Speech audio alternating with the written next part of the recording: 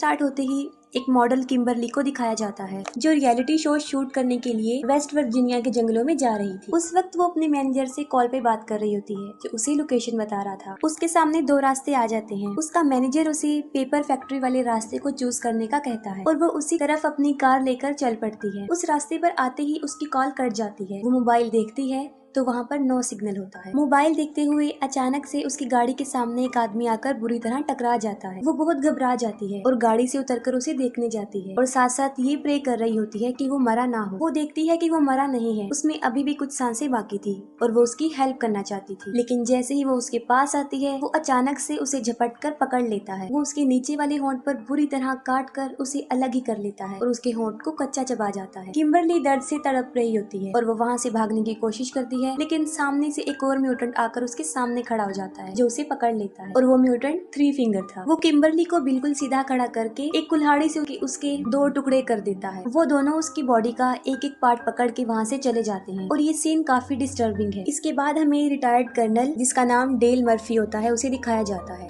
और वो ही West Virginia के जंगलों में रियलिटी शो का होस्ट कर रहा है। उनके शो का नाम अपोकलिप्स होता है। इस शो में टोटल 6 पार्टिसिपेंट जिनमें किम्बरली जो वहाँ पर पहुँच नहीं सकी क्योंकि वो रास्ते में ही म्यूटेंट्स का शिकार बन चुकी थी। शो को माइकल नाम का एक लड़का डील कर रहा था और वही शो का डायरेक्टर था। वो सब शूटिंग के लिए रेडी हो जाते हैं लेकिन किम्बरली वहाँ पर मौजूद नहीं थी। इस पर माइकल डिसाइड करता है कि वो उसके बगैर ही अपने शूट को स्टार्ट करेंगे और वो शो की सेकंड प्रोड्यूसर मारा को कहता है कि 6 कंटेस्टेंट बन जाए और वो इस बात के लिए एग्री हो जाती है। वो पूरे जंगल में कैमरास फिट कर देते हैं ताकि सारे पार्टिसिपेंट्स पर नजर रख सके और साथ साथ वो पार्टिसिपेंट के ऊपर भी एक कैमरा लगा देते हैं। फिर वो शूटिंग स्टार्ट कर देते हैं। डेल उन लोगों को एक अजीबोगरीब टास्क दे देता है कि उन्हें जाकर जंगल में खाना ढूंढना है। उन 6 के 6 पार्टिसिपेंट्स को वो एक एक टीम में डिवाइड करते हैं। उन्हें सारे रूल्स बता दिए जाते हैं और इसके बाद उनका शो स्टार्ट हो जाता है। आरवी में उन लोगों ने जो कैमरा लगाया था उसके फुटेज में हम नील को देखते हैं जो उस वक्त टॉयलेट कर रहा होता है। तभी थ्री फिंगर पीछे से आकर उसे पकड़ लेता है और उसका गला काट के उसे मार देता है। इसके बाद हम देखते हैं डेल को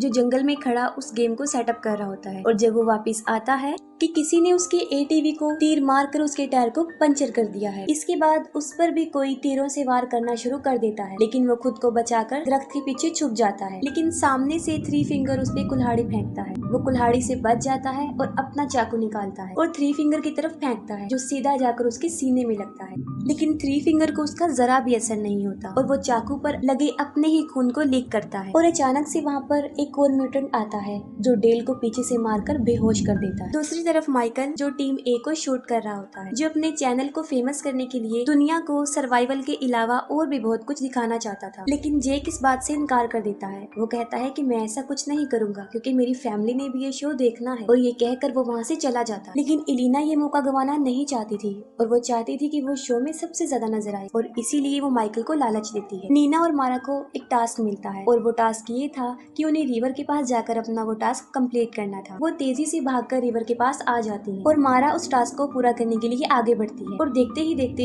वो टास्क को कंप्लीट कर लेती है। लेकिन साथ में वो माइकल और इलीना को भी देख लेती है जिससे वो काफी डिसहार्ट होती है क्योंकि ये सब कुछ वो माइकल के लिए ही कर रही होती है। वो काफी दुखी हो जाती है जिस पर नीना उसे बहुत समझाती है। एम्बर और जॉन्सी को जंगल में एक बारबेक्यू नजर आता है और वो समझते हैं कि शायद यही उनका टास्क है और वो कपड़े की मदद से उसे वहाँ से उठाकर ले जाते हैं। मारा उस जगह को छोड़ना चाहती थी और वो चलते चलते एक घर के सामने आ जाती है। वो घर के अंदर घुस जाती है ताकि वहाँ से वो फोन ढूंढ सके। उस घर में उन्हें डी फार्म लोगों की पिक्चर भी नजर आती है जिसमें टोटल 4 लोग होते हैं। 4 लोग पा, माँ, ब्रदर और सिस्टर जो कि बहुत खतरनाक म्यूटेंट्स थे। अभी वो पिक्चर्स देख ही रही होती हैं कि वहाँ पर कोई चिल्लाते हुए अंदर आ जाता है और वो दोनों छुपकर देखने लगती हैं और वहाँ पर माँ और सिस्टर होते हैं। माँ को डिलीवरी पेन हो रहा था। सिस्टर उसे टेबल पर लिटा देती है और वहीं पर वो एक बच्चे को पैदा कर। वो बच्चा बहुत ही ज्यादा खौफनाक था। नीना और मारा उस बच्चे को देख रही होती हैं। तभी सिस्टर की नजर उन पर पड़ जाती है। वो उन पर झपटने लगती है। तभी वो दोनों दरवाजा बंद कर देती हैं और एक बेड के सहारे से उस दरवाजे को मजबूती से बंद कर देती हैं। लेकिन बाहर से सिस्टर उस दरवाजे को तोड़ रही होती है और सारी विंडोज भी मजबूती से बंद होती हैं। वो काफी घबरा जाती हैं क्योंकि बचने का उनके पास कोई रास्ता नहीं होता। उन्हें कुछ समझ नहीं आ रहा होता कि अब क्या करें। तब मजबूरन उन्हें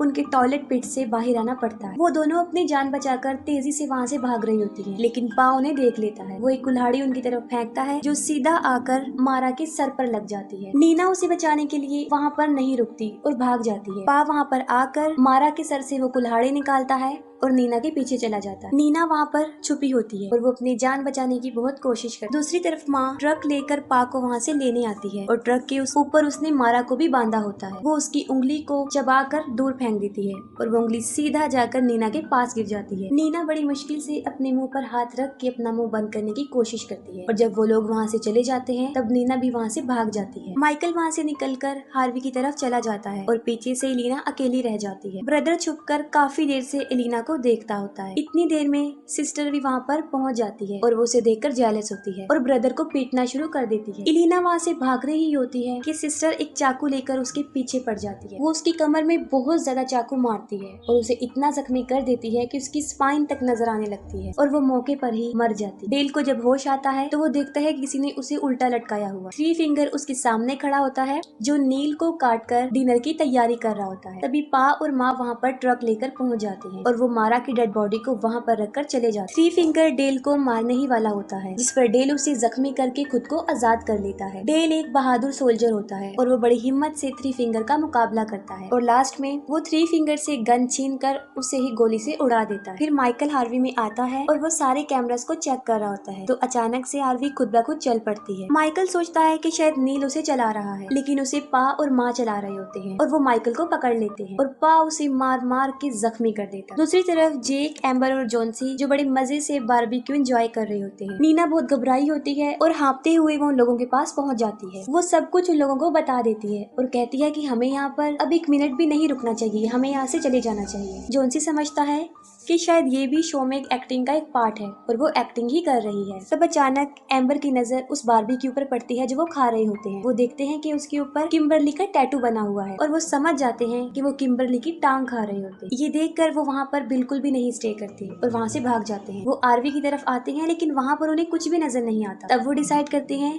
कि हमें अपनी जान बचाने के लिए पेपर मिल की तरफ भागना होगा। डेल को भी वो घर मिल जाता है और उस घर में उसे मेनार्ड मिलता है। मेनार्ड मूवी के फर्स्ट पार्ट में गैस स्टेशन का मालिक होता है। डेल वहाँ अपने जख्मों पर टांके लगा रहा होता है और मेनार्ड उन्हें इन म्यूटेंट्स के बारे में बताता है। वो उसे बताता है कि ये म्यूटेंट्स इन ब्रीडिंग और पेपर मिल से निकलने वाले केमिकल वेस्ट की पैदावार है और जैसे ही उसे पता चलता है कि डेल ने थ्री फिंगर को मार दिया है वो उस पर अटैक कर देता है और साथ में वो कहता है कि थ्री फिंगर मेरा बेटा था। डेल वहाँ पे एक पड़ा हुआ एक डायनामिट उठाता है और उसे मेनार्ड के पीछे लगा देता है जिससे एक बहुत बड़ा ब्लास्ट होता है और मेनार्ड के टुकड़े टुकड़े हो जाते। इसके बाद डेल उन म्यूटेंट से लड़ने की तैयारी करता है और सारे इंस्ट्रूमेंट इकट्ठे कर लेता है। वो चारों उस मिल को ढूंढ रहे होते हैं। तब जंगल से उन्हें किसी के चिल्लाने की आवाज आती है और वो ब्रदर और सिस्टर होते हैं और जब वो दोनों उन्हें देखते हैं तो वो उनके पीछे पड़ जाते हैं। नीना यहाँ पर भी खुदगर्जी का मुजाहिरा करती है और वो वहाँ से तीनों को छोड़कर भाग जाती है। वो तीनों उनका मुकाबला करते हैं, उनसे लड़कर उन्हें मारते भी हैं और वहाँ से भाग जाती है। नीना भागते भागते एक गड्ढे में गिर जाती है और वो बाहर आने की बहुत कोशिश करती है